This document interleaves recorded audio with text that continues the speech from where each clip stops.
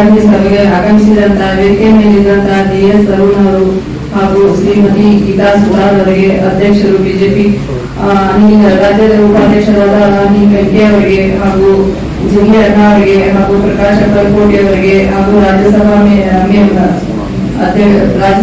ಸದಸ್ಯರಾದ ಇಂದಿರಾ ಕಡಾಡಿ ಅವರಿಗೆ ಹಾಗೂ ಮಹೇಶ್ ಕೌಟಿಮಠ್ ಅವರಿಗೆ, ರೇಷ್ಮಾ ಪಾಟೀಲ್ ಅವರಿಗೆ ಹಾಗೂ ಇಲ್ಲಿ ಸೇರಿದಂತ ಎಲ್ಲ ಕಾರ್ಪೊರೇಟರ್ಗಳಿಗೆ, ಎಲ್ಲ ಸದಸ್ಯರಿಗೆ ಹಾಗೂ ಪದಾಧಿಕಾರಿಗೆ ಎಲ್ಲರಿಗೂ ನಮಸ್ಕಾರಗಳು.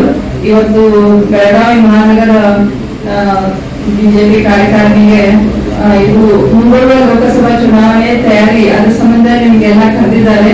ನಾವೆಲ್ಲ ಪದಾಧಿಕಾರಿಗಳು ಇವಾಗ ಅರುಣ್ ಸರ್ ಹೇಳ್ತಾರೆ ಏನೇನ್ ಮಾಡ್ಬೇಕು, ಯಾರ್ಯಾರಿಗೆ ಜವಾಬ್ದಾರಿ ಕೊಡೋದು, ಯಾರು ಜವಾಬ್ದಾರಿ ಕೊಟ್ಟಿದ್ದಾರ ಅವ್ರ ಜವಾಬ್ದಾರಿ ತಮ್ಮ ಕೆಲಸ ಅತ್ಯಂತ ಒಳ್ಳೆ ರೀತಿಯಿಂದ ನಿಭಾಯಿಸ್ಬೇಕು. ಯಾಕಂದ್ರೆ ಮೋದಿಜಿ ಈಗ ಹೆಸರು ಚೆನ್ನಾಗಿದೆ ಅಂತ ಹೇಳಿ ನಾವು ಸುಮ್ಮನೆ ಕೂತ್ಕೊಂಡ್ರೆ ಆಗೋದಿಲ್ಲ. ಅವ್ರು ಮಾಡಿದ ಯೋಜನೆಗಳನ್ನು ನಾವು ಕೆಳಗಟ್ಟಿಂದ ಎಲ್ಲರಿಗೂ ತಿಳುವಳಿಕೆ ನಾವು ತಿಳಿಸ್ಕೊಡ್ಬೇಕು.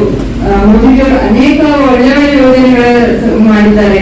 ಮಹಿಳೆಯರ ಸಂಬಂಧ ಉಜ್ವಲ ಗ್ಯಾಸ್ ಆಯ್ತು, ಮತ್ತು ಕುಡಿನೀರಿನ ವ್ಯವಸ್ಥೆ ಇಲ್ಲದ್ರೆ ಮತ್ತೆ ಎಷ್ಟು ಮಹಿಳೆಯರಿಗೆ ತ್ರಾಸ ಆಗ್ತಿತ್ತು. ನಾವು ನಗರ ಪ್ರದೇಶದವರಿಗೆ ಅಷ್ಟು ಗೊತ್ತಾಗಿಲ್ಲ, ಗ್ರಾಮೀಣ ಪ್ರದೇಶದಲ್ಲಿ ಹೆಚ್ಚು ಅದು ಇದು ಮಾಡ್ಬೇಕು, ಅವ್ರಿಗೆ ತಿಳಿಸಿಕೊಡ್ಬೇಕು.